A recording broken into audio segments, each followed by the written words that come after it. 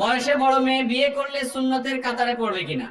কোন ছেলে যদি কোনো মেয়েকে বিয়ে করে, সে মেয়ের বয়সটা নিজের চাইতে বয়সে বেশি এরকম, অথবা যদি কোনো মেয়ে বিধবা হয়, তাকে বিয়ে করে, তালাক প্রাপ্তা, কিন্তু ভালো মানুষ, তার কোনো দোষ নাই, জামাই হয়তো, স্বামী হয়তো জালেম ছিল, তাহলে এরকম মেয়েকে বিয়ে করলে অনেক বড় সওয়াব হবে। আমাদের সমাজের কিছু অনাচার আছে।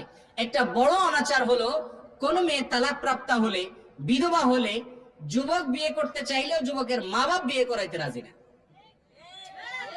সমাজের মানুষ সেটাকে খারাপ মনে করে, আছে না নাই?